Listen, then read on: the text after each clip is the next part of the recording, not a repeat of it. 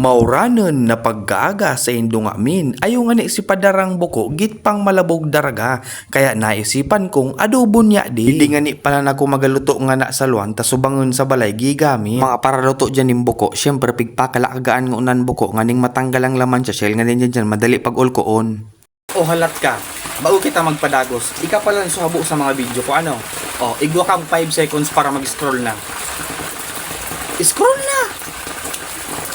Ata mag-scroll ka na, tabo man nga sa video. Kunya ta ani yung kapalig din. Oh, tanagtagal ka. Gustong sabihon, gusto mo ang video ko. Oh, mana, ipadagos ta. Magluto kitang buko. Arog nga ni kay ni. Mantang tighalat ko nga ning magkalakaga ang buko, nagkirisman nga ni ako ning mga rekado. Bawang, sibuyas, paminta, asin gabos-gabos na. Ata nga ni napapaisip nga ni ako, kung nyata ta makusugo ng oran, ura man lugod bagyo, ata dumog-dumog na nga ni ang sa kuyang likod. Di man nga ni palang dyan mawawara ang luya, pampatanggal ning langsa. Pirang minuto sa na nga ni, kalakaga na nga ni ang sa tuyang buko, kaya remati, paglipot-lipot sa rejur dyan tatanggalin ta na sa shell. Bilib na naman nga ni ka magyano, biyong nag-aso-aso, pigkakaputan ko pa.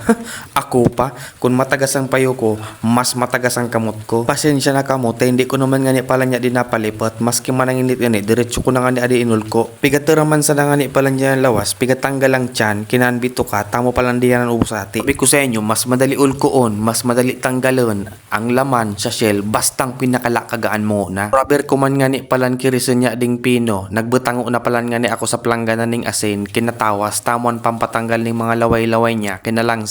O nina, magakiris na kita, rimatihon ta na ini. Puwerte na, palantabi dyan ano, sa mga maselan, sa mga di man nagkakaroon sa ading buko, sa mga maarte dyan, pwede na tabi ka mo mag-scroll up. Di na tabi nyo pagtapuson niya ading video. Sa kabagayan mga idol, nakirista na tabi, subintang takangin ang tawas kinasin, amo tabi ang magpatanggal ni mga laway-laway sa ading buko. Kitun nyo na sana, 4 na beses ko na yan pinagaan. Matik na yan. Nagkalayo naman nga ni ako dyan. Tigsunod ko naman nga ni tabi ang sa tuyang mahiwagang kawali. Nagbutang naman tabi nga ni ako ning mantika. Asin tigsunod ko naman nga ning ikaag. Ginisa ang sa tuyang mga rekado. Diit na mekos-mekos lang an. Asin isunod tanaan sa tuyang bida. Ang buko. Hindi mo paaram, ipapaaram ko sa imo. Aram mo daw na ang buko ay saro sa exotic food kang mga Bicolano. Pakikusi mo kung ura kang paki. Labot ko sa imo kung dahi kang labot. At nga ning adobo nga ni ini, ikaagta na nga ni ang tawyo. Diit na mikos-mikos, isunod na ang suka.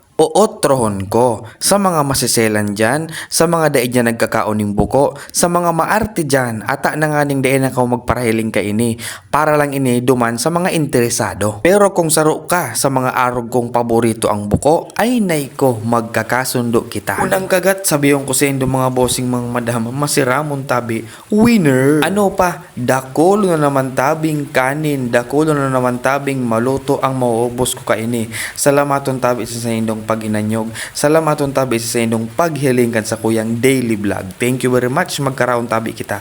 Bye-bye!